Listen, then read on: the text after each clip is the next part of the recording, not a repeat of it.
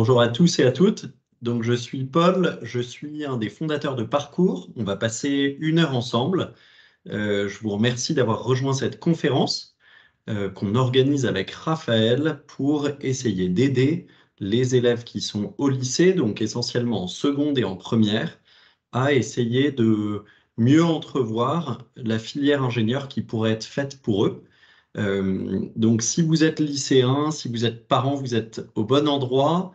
Si votre enfant ou vous-même vous intéressez à des études d'ingénieur, et si vous n'avez pas encore une idée complètement précise de quelle voie emprunter. Euh, Moi, ce que je peux vous dire, c'est que j'aimerais que vous puissiez aborder cette conférence vraiment sereinement, en vous disant que peut-être qu'on va évoquer des pistes que vous n'aviez pas, auxquelles vous n'aviez pas forcément pensé. Si vous ressortez de cette conférence, les élèves en vous disant, tiens, il y a telle et telle piste que je pourrais explorer peut-être cet été pour essayer de me faire une idée un peu plus précise sur un parcours que je n'avais pas envisagé, bah, je pense que voilà, la mission sera remplie pour cette conférence.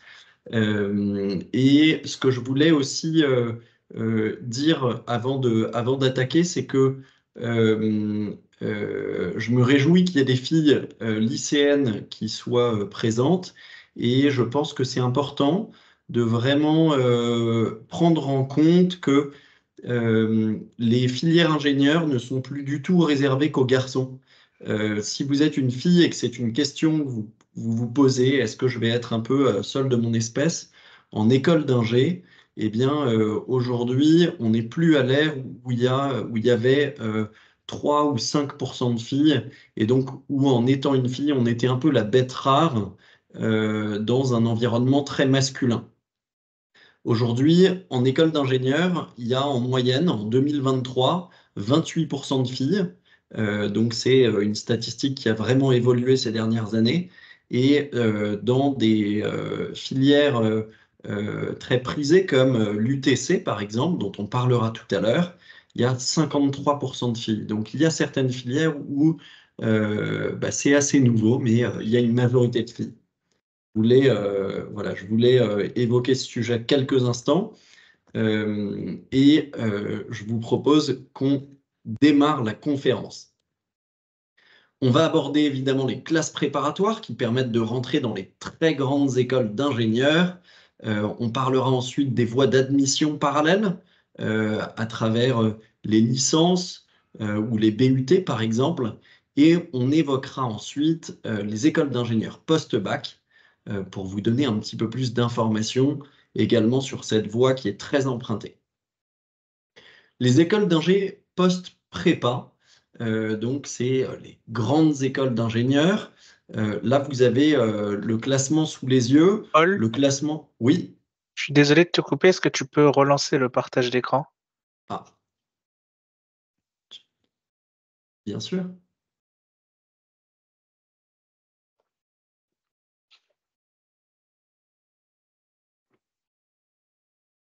Je crois qu'il y a eu un petit bug. Hop. Est-ce Et que là, là, c'est c'est bon? parfait.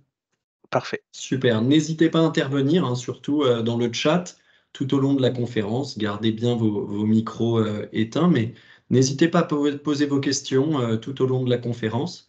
On y répondra soit au fil de l'eau grâce à Raphaël qui m'assiste et qui est passé par les Sylves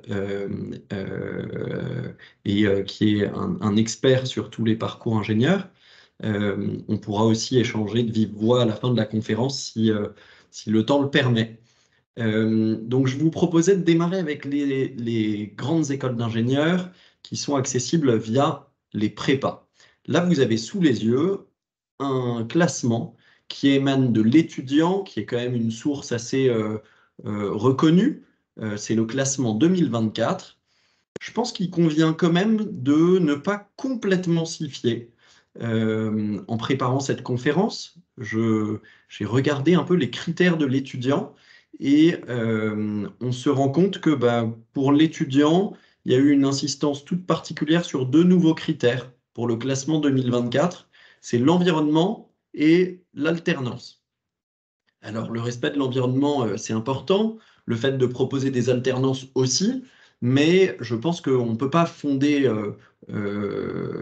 enfin, ça ne peut, ça doit être des critères parmi d'autres, et c'est peut-être ce qui explique que, par exemple, dans le classement 2024 de l'étudiant, bah, Centrale Nantes se retrouve devant Centrale Paris, ce qui n'est pas tout à fait justifié, ou en tout cas on peut considérer que un classement un peu plus traditionnel mettrait peut-être Centrale Nantes et l'IMT Atlantique euh, un peu plus loin dans le classement, tandis que Télécom Paris et les ponts pourraient être peut-être un peu mieux classés. Mais voilà, ça vous donne un ordre d'idée d'un équivalent de top 10 et on va avancer sur que vivent les élèves en prépa pour pouvoir rentrer dans ces grandes écoles d'ingénieurs. Donc, il y a trois grandes prépas, MPSI, PCSI, PTSI. Si on a fait un bac général, si on a fait un bac techno, on peut intégrer une grande école d'ingé via une prépa qui s'appelle TSI. Je tiens à le préciser, il y a des élèves de filières technologiques qui rentrent dans les grandes écoles d'ingénieurs. Et lorsqu'on fait une prépa TSI, eh bien, en fin de deuxième année de prépa, on intègre à 70%, donc on a 70% de chance, 70% des élèves intègrent une grande école d'ingénieurs. La classe préparatoire, c'est quand même un choix assez particulier. C'est un choix assez particulier parce que je pense qu'il faut vraiment reconnaître que ce n'est pas fait pour tous les élèves. Il y a des élèves qui sont assez scolaires, qui ont de bons résultats en terminale et qui en ont encore sous la pédale pour accélérer un grand coup en classe préparatoire. Ça, c'est des élèves qui vont pouvoir vraiment s'épanouir en prépa. Et pour réussir sa prépa, il faut vraiment que ça puisse être un cadre propice à l'épanouissement intellectuel. Je pense que c'est important d'insister sur le fait que bah, si on rejoint une prépa, on va vivre un rythme quand même très intense. Donc, c'est des journées de 8h à 16h qui ressemblent un peu à des journées de lycée.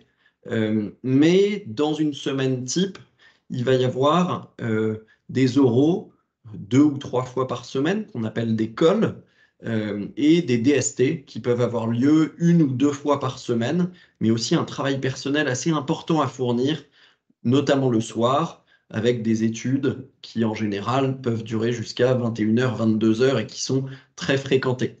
Donc voilà, peut-être ne pas hésiter à faire un choix de classe préparatoire, c'est la voie royale, mais si on a un profil qui est vraiment en adéquation avec cette voie, et donc bah, il faut avoir de très bons résultats. De très bons résultats, qu'est-ce que c'est? C'est un bon 14, hein, probablement minimum en classe de terminale. Euh, euh, ça semble être voilà, un peu un prérequis. Euh, donc, un avantage de cette voie, c'est que c'est une formation qui est quand même, qui a un tarif qui est quand même très raisonnable, notamment si la prépa est effectuée dans un lycée qui est public. Ça coûte un peu plus cher si c'est dans le privé, mais ça reste un tarif assez raisonnable comparativement à d'autres voies. Et ce que disent certains étudiants qui sont passés par la classe prépa, c'est que peut-être qu'un désavantage qu'ils y trouvaient, c'est le fait de bah, peut-être avoir moins l'occasion de faire des stages, de se frotter à la vie professionnelle. Quand on est en prépa, on est très occupé. Et puis l'été, entre les 2 années de prépa, on n'a pas forcément hyper envie d'aller faire un stage alors que bah, ça fait du bien de profiter un peu des vacances entre 2 années quand même très studieuses. Un petit témoignage d'Ashraf. Ashraf est tuteur parcours depuis plusieurs années et j'ai eu l'occasion de l'interviewer pour lui demander ce qu'il a pensé de sa prépa. Lui, il a fait une MPSI, puis une MP, donc ça veut dire maths physique hein, en majeur. Et ce qu'il me disait, c'est qu'il y a des coefficients qui sont donc très élevés en maths et en physique, mais que pour bien réussir sa prépa et se donner toutes les chances d'intégrer une bonne école, eh bien, il faut être polyvalent. C'est aussi sur la polyvalence que les élèves vont se démarquer lors des concours.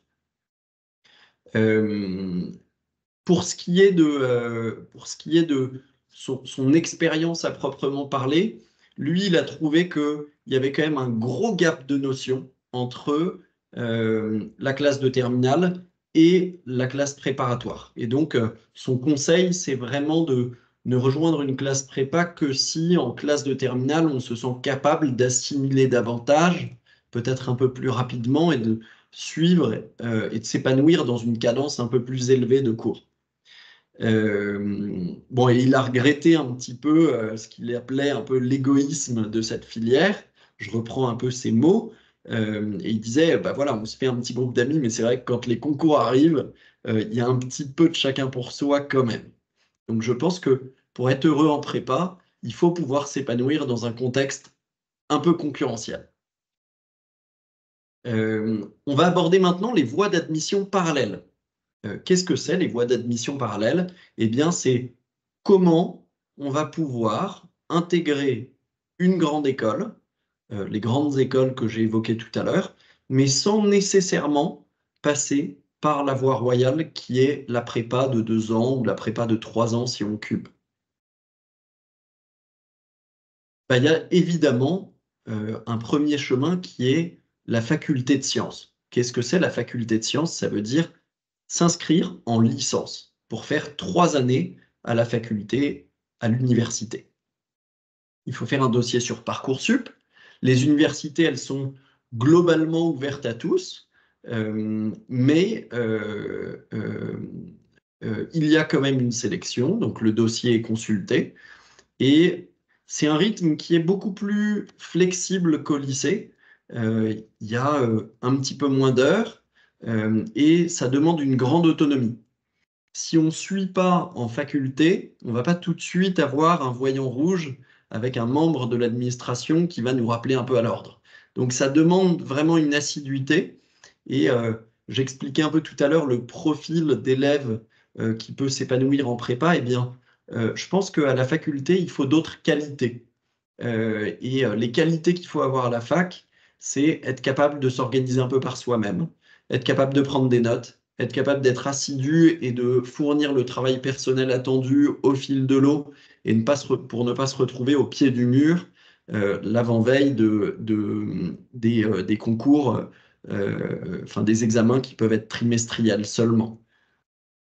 Le coût de l'université, il est très très faible, donc ce sont surtout des établissements publics, donc c'est de l'ordre de 200 euros hein, les frais d'inscription. Et il y a peut-être un inconvénient qui peut être intéressant d'évoquer, c'est que dans beaucoup d'universités, on n'est pas vraiment poussé à effectuer des expériences professionnelles telles que des stages ou l'alternance. Ça, c'est quelque chose auquel il faut penser un peu par soi-même aussi. Voilà un petit condensé de bonnes universités sur des majeurs, on pourrait dire, ou des matières d'ingénieurs que je vous ai recensées. Donc si ce qui vous attire, c'est plutôt les sciences de l'ingénieur, bah, peut-être que l'une des meilleures universités pourrait être l'université Paris-Saclay dans vos choix d'inscription en licence.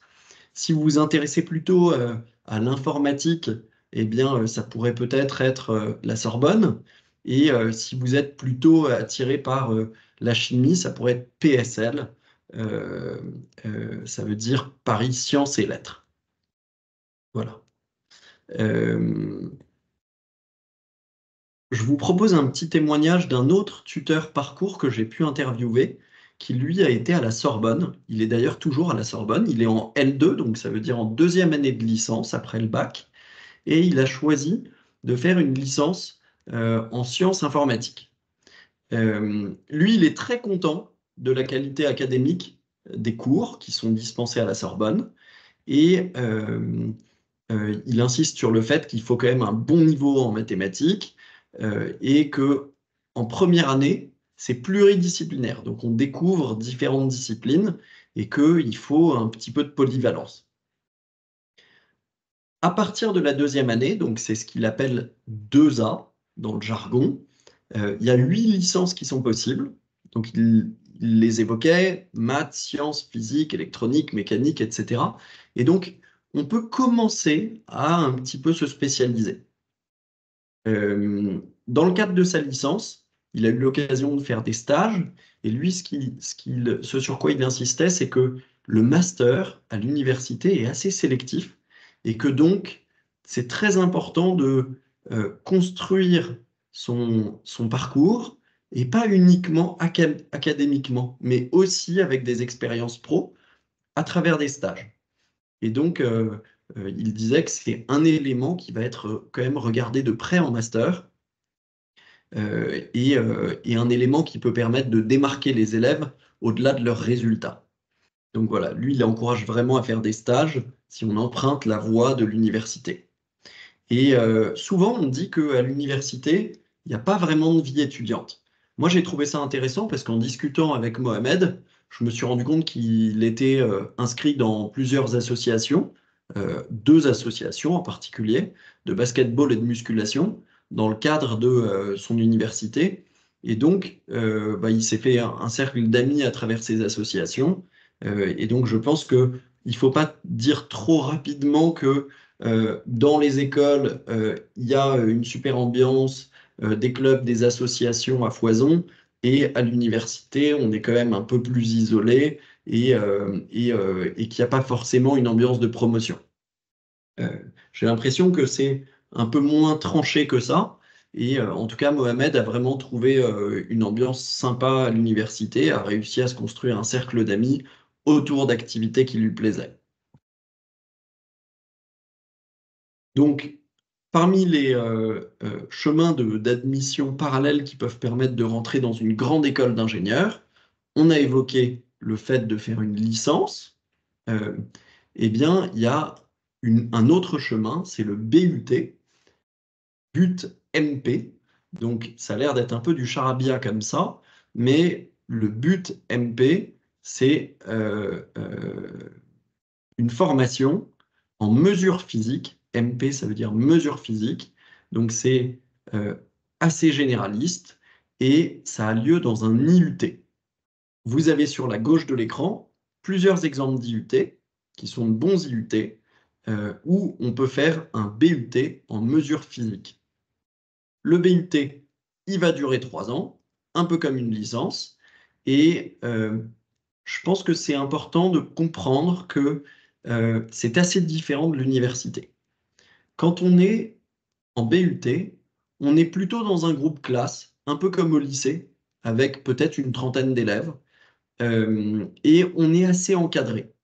Il y a vraiment comme une continuité du lycée au sein du BUT qui est très différent de ce que vous pouvez vivre en licence, où il peut y avoir un amphithéâtre avec 200 autres élèves et où vous avez peut-être un peu plus l'impression d'être un numéro.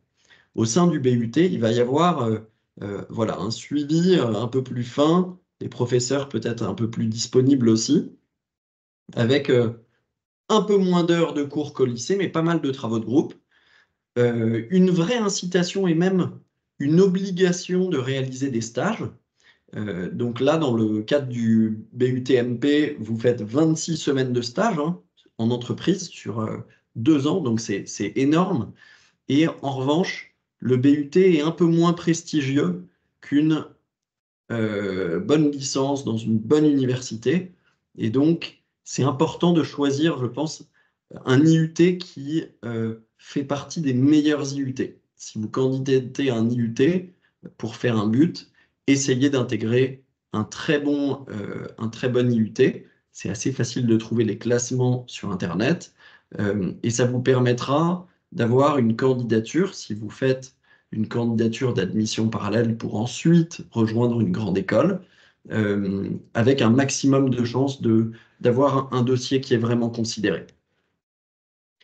Un petit témoignage de Paul, qui est étudiant à l'IUT Paris-Pajol.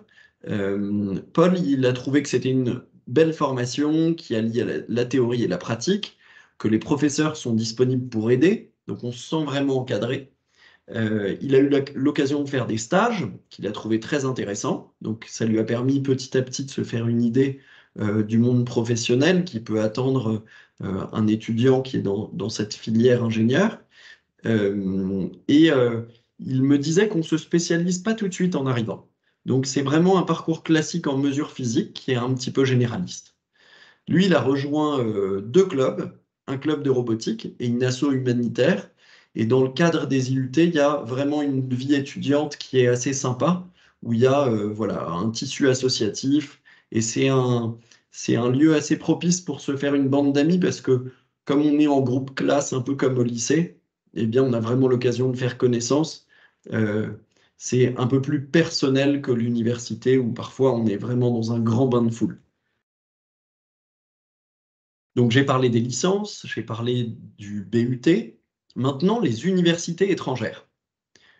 Le Royaume-Uni a eu vraiment la cote pendant des années, mais il y a eu un cataclysme récemment, c'est le Brexit, qui fait que ces très belles universités, eh bien, leur tarif a vraiment significativement augmenté. J'en parle quand même brièvement parce que certaines familles peuvent être très intéressées par ces filières.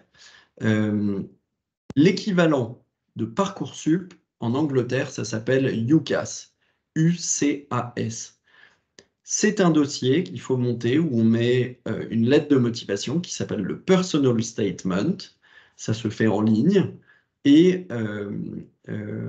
on doit également choisir 5 universités dans 5 matières spécifiques afin de candidater. Et ensuite, les universités prennent contact avec le candidat et demandent un objectif de note au bac. Là, vous avez un exemple sous les yeux. Imperial College demande environ 16 de moyenne au bac et 17 en maths et en physique. Donc, le Royaume-Uni, moi, ce que je trouve chouette, c'est que c'est une filière où les notes du bac sont considérées. Le bac n'est pas très difficile, parfois, par rapport aux notes qui peuvent être peut-être attribuées en classe de terminale dans le lycée où vous êtes ou le lycée où vous serez. Et donc, je trouve ça intéressant d'utiliser ces notes au bac qui souvent sont très bonnes et qui ne sont pas forcément considérées dans le dossier Parcoursup en France. Et donc, pour UCAS, eh bien, en fait, on vous donne des conditions. Et si vous arrivez à avoir cette mention très bien, eh bien, si ça vous permet d'intégrer une école comme, enfin, une université comme Imperial College, c'est absolument génial. Voilà, Imperial, c'est la deuxième ou la troisième faculté au Royaume-Uni en sciences, et donc c'est vraiment une université qui est très cotée, par exemple. Cambridge et Oxford, qui sont la première et puis la seconde ou la troisième, ça dépend des classements, sont des universités qui sont quand même un peu plus inaccessibles. Ça veut dire que il y a un cheminement pour les intégrer qui est plus complexe. Il faut voilà, souvent avoir quand même suivi un parcours bilingue ou être scolarisé dans une école bilingue. C'est voilà, c'est un peu le saint des saints. Et c'est vrai que dans le top 3, Imperial College est un peu plus accessible pour un lycéen qui vient d'un lycée, je dirais, un peu plus classique. Ça peut être un lycée privé ou public, hein, de bon niveau, mais qui n'a pas forcément une teinte très internationale. Euh, on vous demandera évidemment de passer le TOEFL ou l'IELTS, donc c'est des tests certifiant votre niveau d'anglais, mais c'est pas ce ne sont pas les tests qui sont les plus sélectifs. C'est vraiment la moyenne que vous aurez au bac qui va être déterminante. Euh, J'avance un tout petit peu sur un témoignage d'un étudiant, Sixte, qui a fait un master, qui a fait un, un Bachelor of Science en Computer Science à Imperial College, donc en informatique. Il a fait une licence en informatique. Et lui, ce qu'il disait, c'est que il a trouvé que le niveau était très bon, que la qualité des cours était très bonne, que le suivi académique, donc l'encadrement, n'était probablement pas du niveau de ce qu'il aurait pu peut-être vivre en prépa, mais que c'était un cursus qui offrait vraiment une grande liberté. Et lui, il a adoré pouvoir 2 jours par semaine se consacrer au développement web pour une entreprise, notamment dans la blockchain, et qui lui a permis ensuite de commencer à travailler après sa licence. Donc ce que je trouve intéressant au Royaume-Uni, c'est qu'il y a vraiment une culture un peu différente de la culture qu'on peut avoir en France, et il est assez commun de commencer à travailler après sa licence. C'est vrai qu'en France, en général, on a plutôt tendance à essayer d'avoir d'abord un master et ensuite on va aller chercher du travail. Donc, les études en Angleterre, Imperial College par exemple, bah, pour un Français, c'est de l'ordre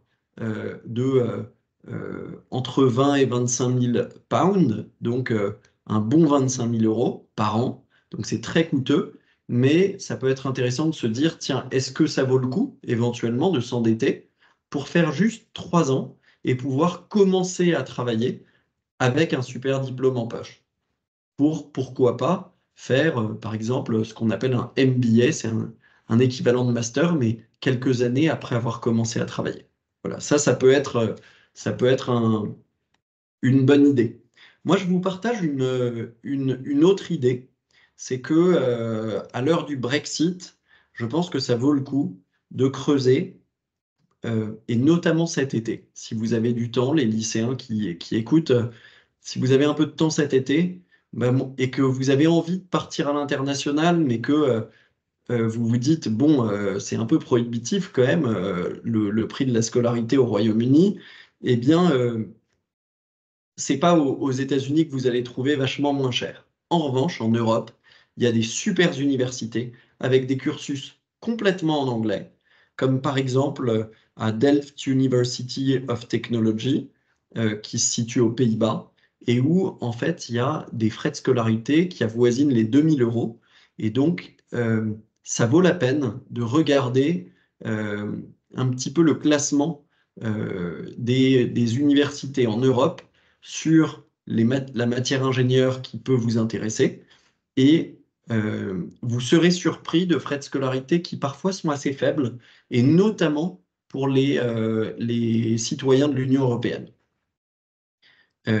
J'avance un petit peu et je voudrais vous parler maintenant des écoles d'ingénieurs post-bac. Là, vous avez un classement de 1 à 8 avec les écoles d'ingénieurs post-bac selon l'étudiant 2024. Un peu comme pour les grandes écoles d'ingénieurs, il faut regarder le classement de l'étudiant et en même temps le prendre un peu avec des pincettes. Euh, euh, et ce que j'ai essayé d'ajouter sur cette slide, c'est je vous ai mis les grandes spécialités de chacune de ces écoles. Donc, c'est des écoles qui demeurent généralistes, où vous allez pouvoir étudier un peu tous les aspects de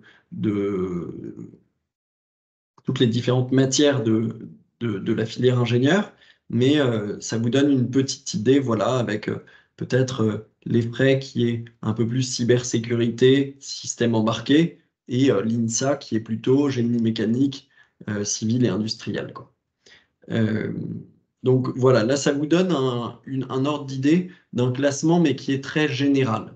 Ça vaut la peine de rentrer un peu dans le détail, et je vous propose ce petit classement qui est plutôt par filière, qui, et donc qui est issu et d'Universal. Euh, euh, En génie civil, l'école qui se distingue, hein, et qui semble clairement la numéro un, c'est l'INSA. En automobile et aéronautique, si c'est ce qui vous attire, ce qui vous donne envie de devenir ingénieur, il faut vraiment pas passer à côté de l'ESTACA et de l'IPSA, qui sont les deux écoles qui se démarquent sur ces secteurs. En informatique, moi, je prendrais avec des pincettes l'INP Grenoble en numéro un, selon le classement d'Universal. Euh, Peut-être que je mettrais plutôt l'EPITA en numéro un, aux côtés de l'ESIE et de l'ESILV. Euh, pour tout ce qui est réseau et télécommunications, eh bien, l'EPITA et l'IMT Atlantique sont vraiment des références. Et donc, si c'est ce qui vous intéresse, peut-être que c'est un peu moins anxiogène, de creuser à fond ces deux écoles pour se faire une idée de si elles vous attirent ou non, et peut-être que si oui, laquelle vous attire davantage, plutôt que d'éplucher les 90 écoles post-bac pour voir si il y a un peu de réseau ou un peu de télécommunication parmi les spécialisations proposées. J'essaye de vous faire gagner un temps qui est précieux.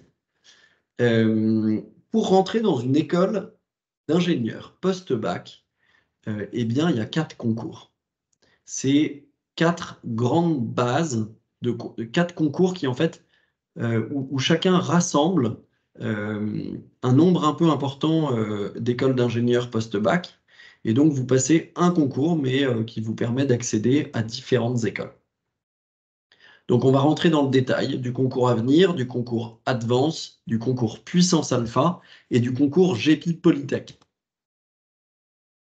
D'abord, le concours Avenir. Le concours Avenir, en fait, il rassemble 7 écoles. Quand vous passez le concours Avenir, vous pouvez être admissible, puis admis dans 7 écoles. Je vais parler en particulier de l'ESILV et de l'ESTACA. À chaque fois, j'ai sélectionné 2 écoles qui me semblent être peut-être les plus pertinentes, les plus attrayantes. Pour vous donner un peu un ordre d'idée, l'ESILV, c'est 150 enseignants-chercheurs, 91% des étudiants qui sont embauchés avant leur remise de diplôme. Donc c'est vraiment une belle école.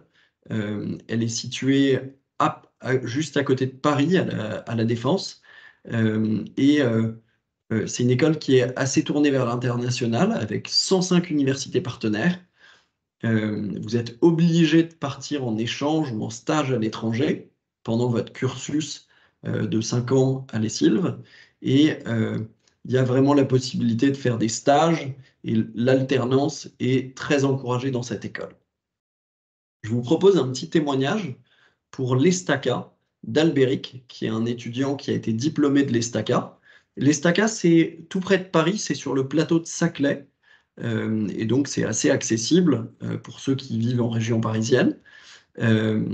Albéric, il a trouvé que la qualité des cours était un peu variable, qu'il y avait vraiment des super doctorants en prof, et puis d'autres professeurs qui étaient un peu moins préparés. Il a vraiment insisté sur le fait que il faut être prêt à être un peu bosseur à l'ESTACA.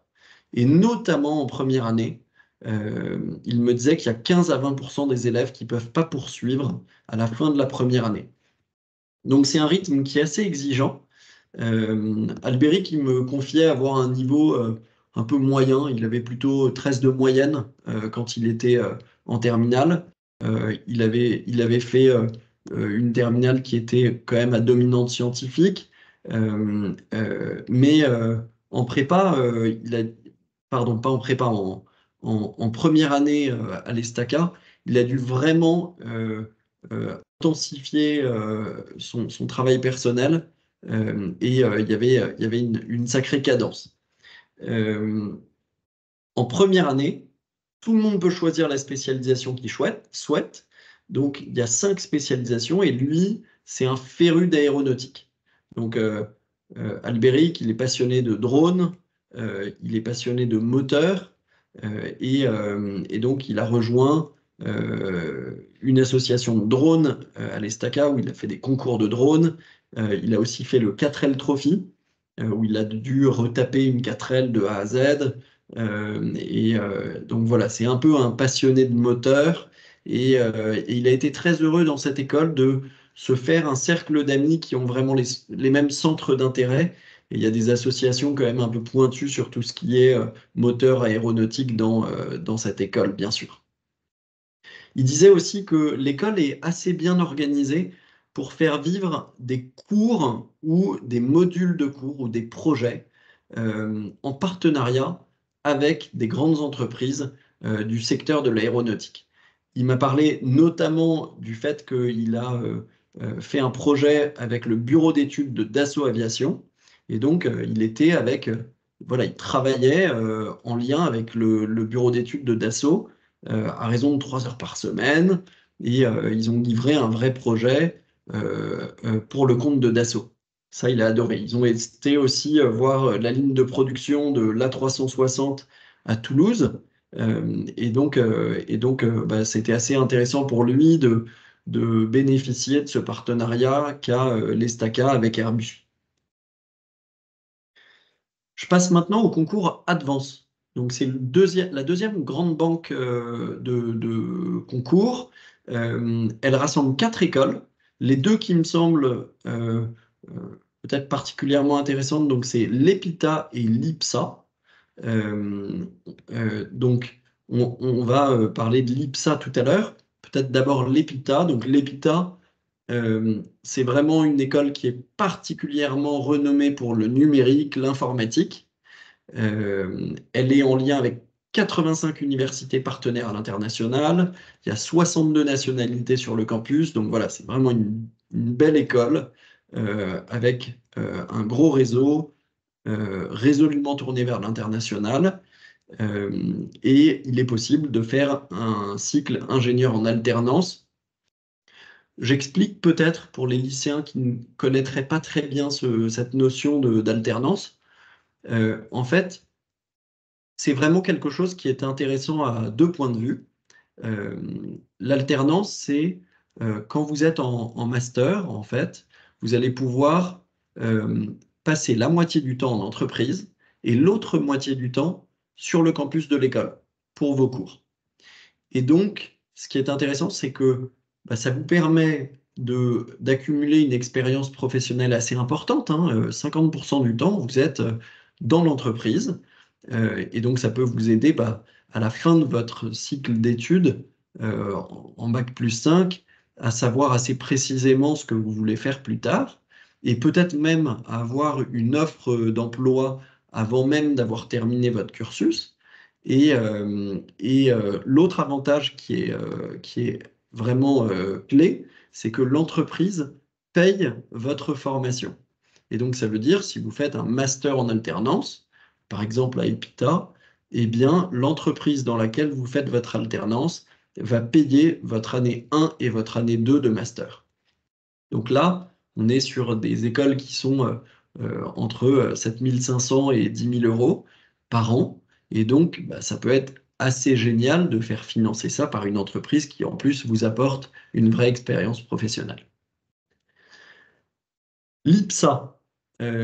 L'IPSA, c'est une école qui est vraiment tournée vers tout ce qui est mobilité et l'air, l'espace, donc l'aéronautique. Hamid, qui est étudiant en 3e année de l'IPSA et tuteur parcours, que j'ai pu interviewer, me disait que il faut être assez autonome, qu'il faut être capable d'être un peu moins accompagné qu'au lycée. Donc c'est une école où il faut être capable de faire un petit peu son chemin, au-delà des cours magistraux, des travaux pratiques, des travaux dirigés ou des projets qui sont vraiment assez finement organisés par l'établissement. Il y a 9 spécialisations qui sont possibles, mais en dernière année, et c'est surtout donc autour de l'aéronautique et du spatial. Il y a un semestre à l'étranger qui est obligatoire et la possibilité de réaliser plusieurs stages. Pour ce qui est de la vie étudiante, il y a pas mal d'associations et Hamid disait qu'ils sont assez gâtés en événements sur le campus. 3e concours, Puissance Alpha. Puissance Alpha, c'est 19 écoles. Il y a l'ESIE et l'EFRAY, dont je voudrais vous parler. Donc, c'est 2 écoles qui sont très tournées vers l'innovation, l'entrepreneuriat, avec des cours qui sont souvent dispensés en anglais, et la possibilité dans ces 2 écoles aussi de faire une alternance, ce qui est un super plus.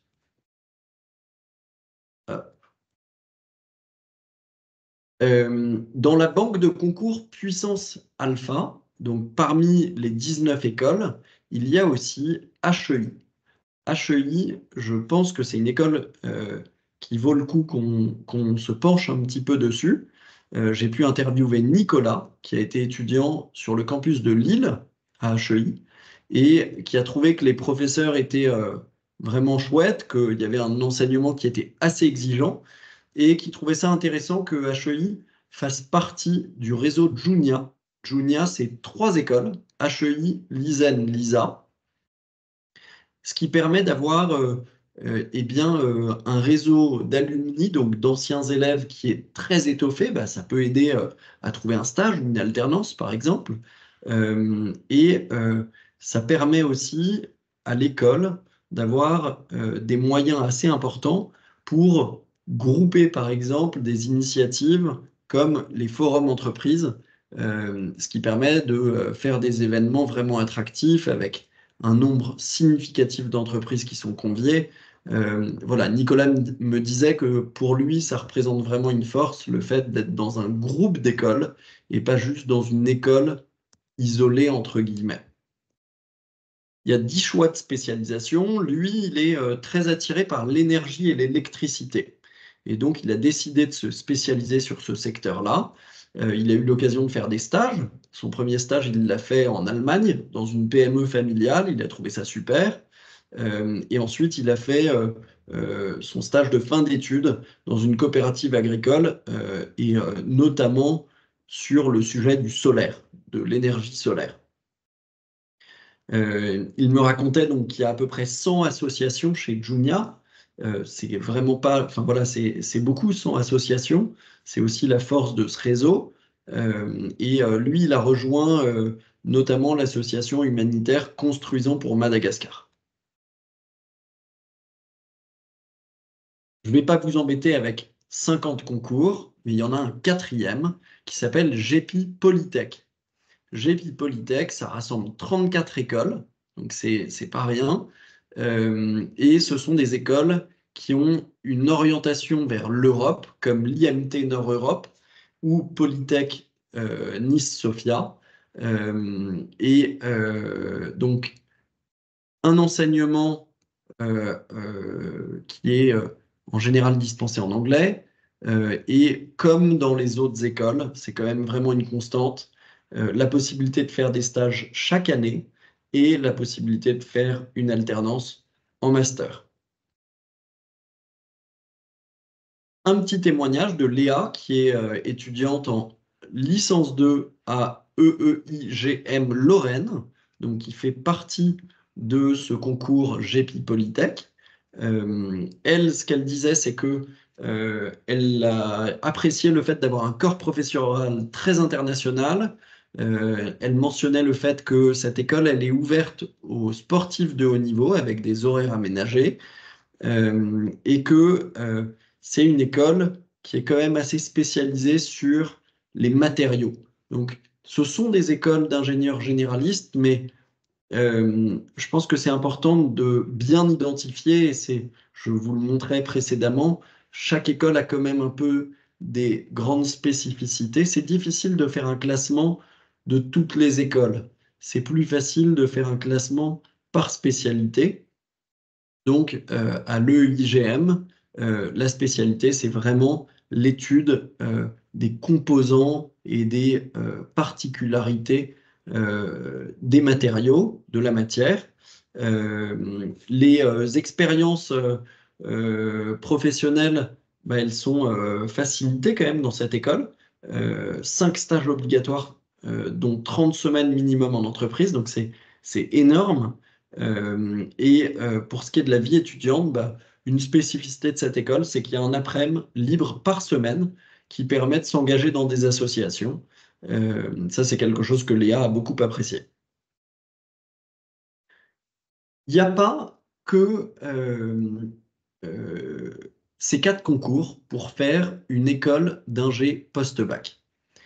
Et j'en veux pour preuve ces 2 écoles, donc l'INSA et l'UTC, qui sont des écoles publiques, qui sont des formations accessibles sur dossier et pas sur concours. L'admission, elle se fait via Parcoursup, et donc elle prend en compte les notes de première et de terme, et il y a un entretien de motivation. Je pense que c'est important de ne pas considérer que les 4 concours d'école de commerce post-bac, parce que l'INSA, c'est quand même l'école numéro 1. Et donc, eh bien, moi, si j'étais à votre place et que vous étiez attiré par les écoles d'ingé post-bac, je pense que je candidaterais vraiment à l'INSA et l'UTC. Et puis, j'essaierais d'identifier parmi les 4 concours, quels sont les concours où il y a des écoles qui m'intéressent pour, voilà, peut-être en choisir plusieurs également. Euh, Si vous avez des questions, je serais ravi d'y répondre. Et peut-être que le mot de la fin, ça pourrait être, n'hésitez pas à profiter de l'été pour vraiment réfléchir aux différentes pistes qui ont été évoquées. Peut-être que vous n'aviez pas pensé au BUT, peut-être que c'est quelque chose à explorer, peut-être que vous n'aviez pas du tout pensé à l'Angleterre ou que la Hollande, ça vous paraissait complètement en dehors du champ des possibles. C'est quelque chose sur lequel ça vaut peut-être le coup de prendre un petit moment cet été ou même peut-être plusieurs petits moments.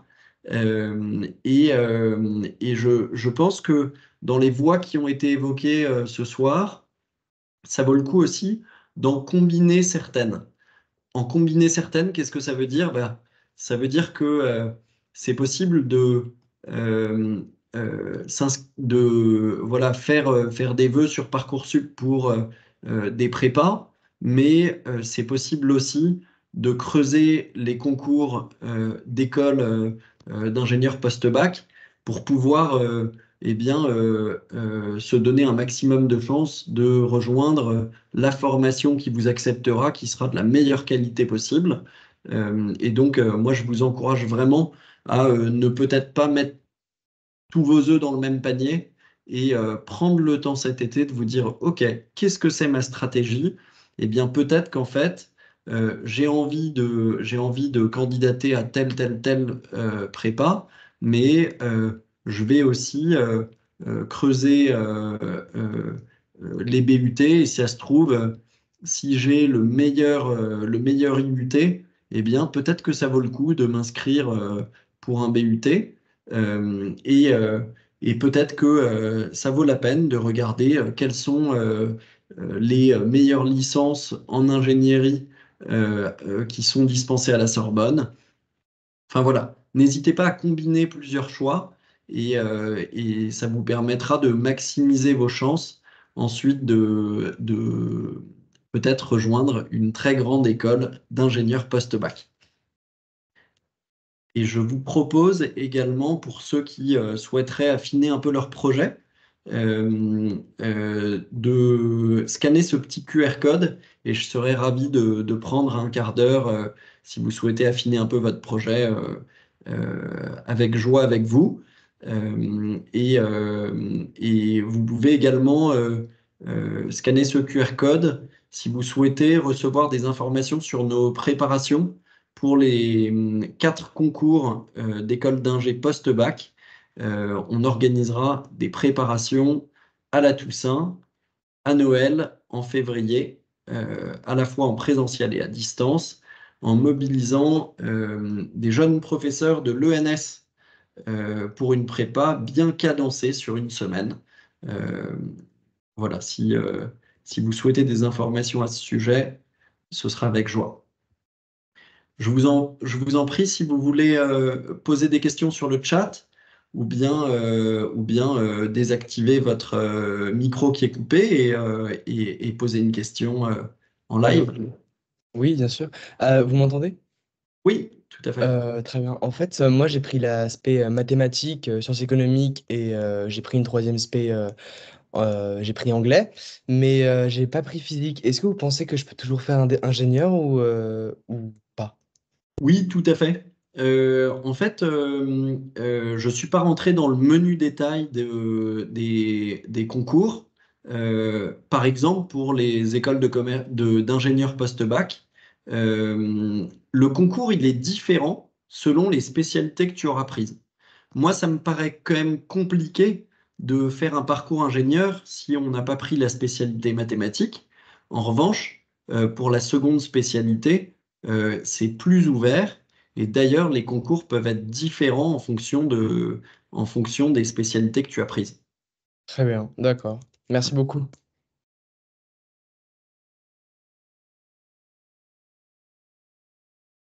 Euh, je peux répondre peut-être, je vois, enfin voilà, je vais répondre à quelques questions dans le chat. Raphaël m'aide en parallèle.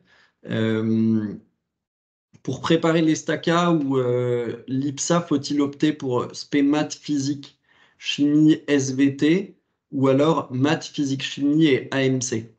En fait, c'est un concours. Et donc, ce qu'il faut, c'est très bien réussir ce concours. Et donc, vous aurez des épreuves qui peuvent être un peu différentes. Voilà, il y a une épreuve qui est commune en mathématiques et ensuite des épreuves qui sont un peu différentes en fonction des spécialités que vous prenez. Et le but, enfin, moi, je vous conseille de ne pas oublier l'aspect maths, mais de prendre plutôt des spécialités sur lesquelles vous allez pouvoir vous démarquer. Voilà, pour réussir le mieux possible au concours. Est-ce que je peux donner mon avis sur l'ISEP? Écoutez, moi je trouve que les jeunes de l'ISEP sont de très bons tuteurs pour parcours. Euh, on fait travailler dans le cadre de notre tutorat et pour les stages de vacances pas mal d'étudiants ingénieurs de l'ISEP. Et donc ça vous donne un peu un son de cloche par rapport à l'engagement de ces jeunes. Ça vous donne pas forcément de son de cloche par rapport à la qualité pédagogique de cette formation, mais j'en ai de très bons échos. Et on a un tuteur qui nous a quittés récemment, qui a trouvé un travail très facilement, qui était très content de sa formation. Il s'appelle Basile Grévoldinger, vous pouvez le contacter sur LinkedIn. Euh,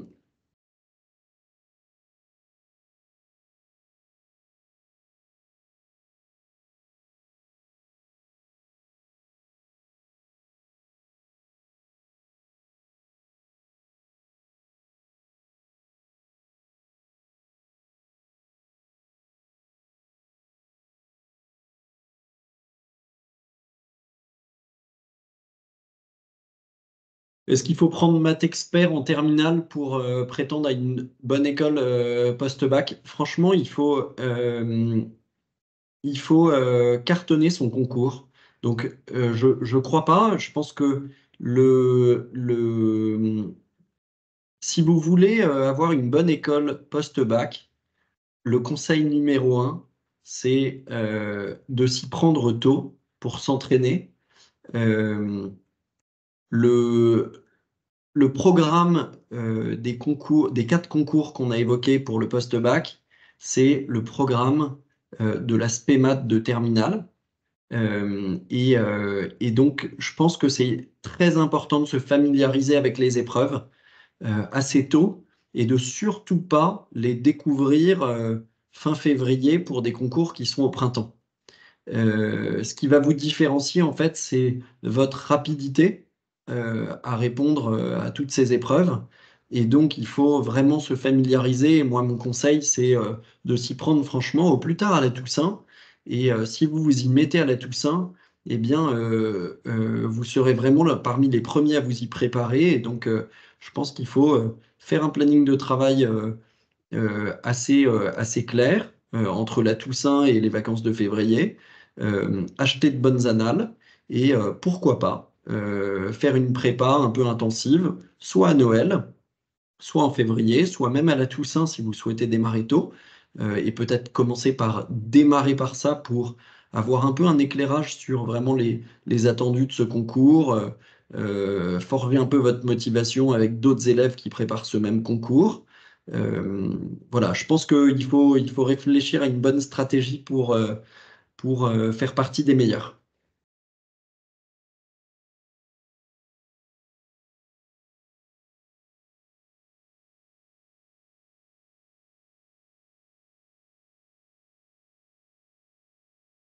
Les entretiens dans les prépas se déroulent après les vœux Parcoursup. Euh,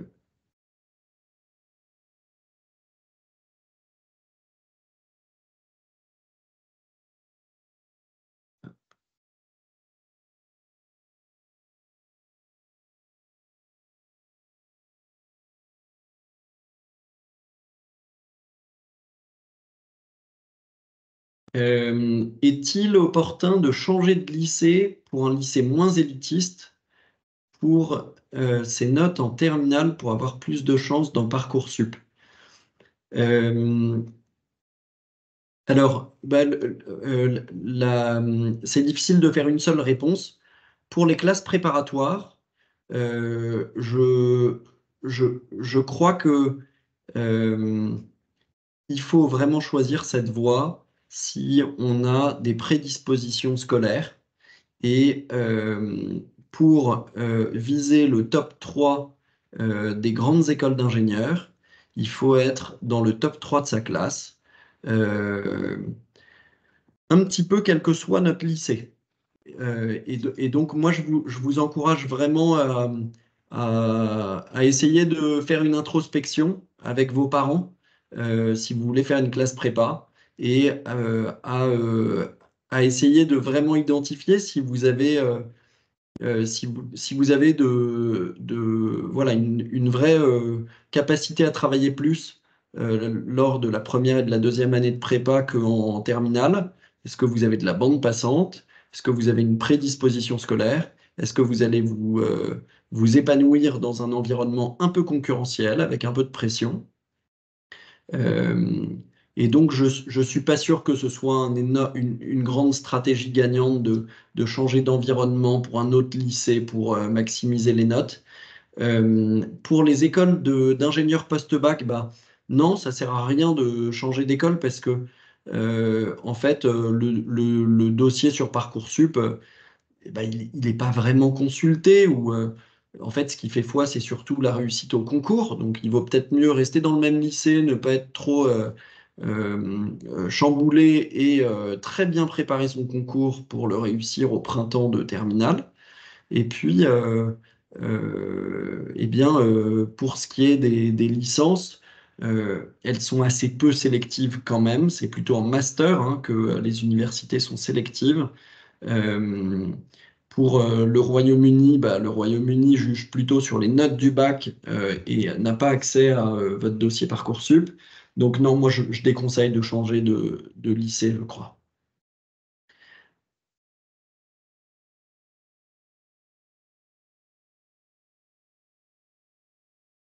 Par rapport à Academica, s'il vous plaît, est-ce que vous m'entendez ou Oui, pas? je vous Ah, entends. merci. Parce que je rebondis sur ce que vous venez de dire par rapport au Royaume-Uni. Est-ce que pour Academica, quels sont est-ce qu'il y a une liste d'universités à l'étranger? Là, c'est plutôt américain. Et puis, du coup, est-ce qu'il est possible d'intégrer l'une ou l'autre de ces universités sans avoir à passer le TOEIC? Alors, je suis désolé, je suis pas capable de vous répondre à cette question. Je pense que on peut trouver la réponse sur Internet.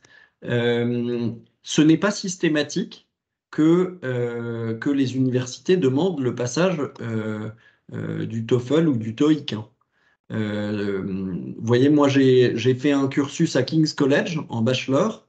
Et en fait, on m'a demandé une lettre de motivation et ensuite j'ai été convié à un oral.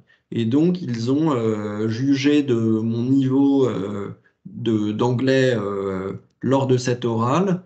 Et donc, à aucun moment, on m'a demandé de passer un test de niveau d'anglais. D'accord. Merci beaucoup. Même, Merci. en fait, au sein d'une même université, vous pouvez avoir des départements qui fonctionnent de manière un peu différente.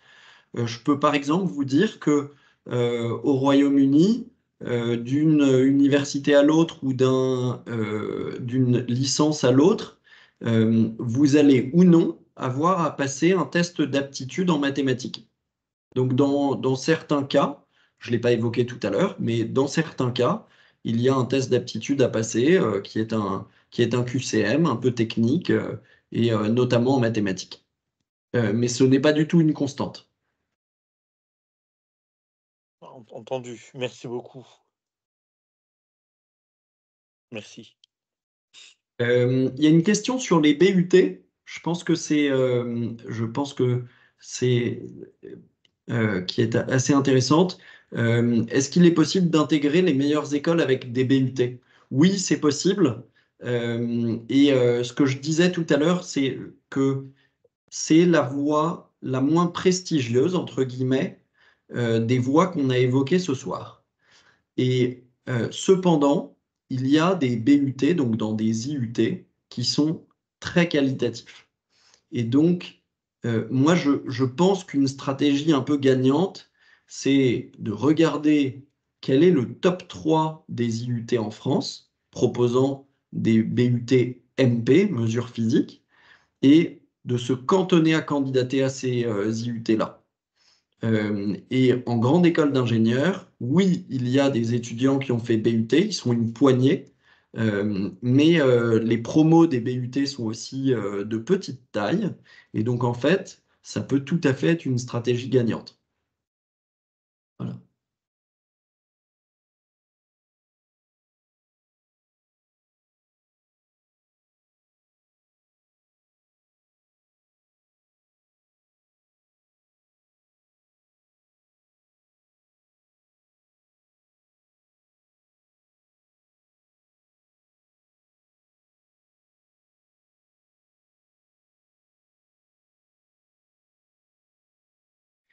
Voilà, il est 20 h, donc on arrive au bout de la conférence. Je vous remercie beaucoup pour votre participation. Nous restons à votre disposition. Si vous avez des questions sur l'une des filières qui a été abordée ce soir et que vous souhaitez avoir un échange un peu plus individuel, vous n'hésitez pas. Je vais vous donner dans le chat mon adresse mail.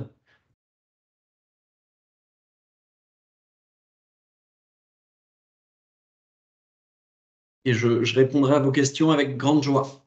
Je vous souhaite une très bonne soirée et tous les élèves de seconde et de première qui nous regardent, je vous souhaite bonne chance pour votre choix d'orientation. Le replay de cette conférence sera accessible dès demain. Profitez de votre été pour creuser des voies alternatives auxquelles vous n'aviez pas trop pensé et continuez à discuter de votre orientation autour de vous. C'est souvent de super rencontres. C'est un sujet qui est un peu anxiogène, mais ça vaut le coup d'en faire un sujet de conversation. Et je suis sûr que vous trouverez la voie faite pour vous. Bonne soirée à tous.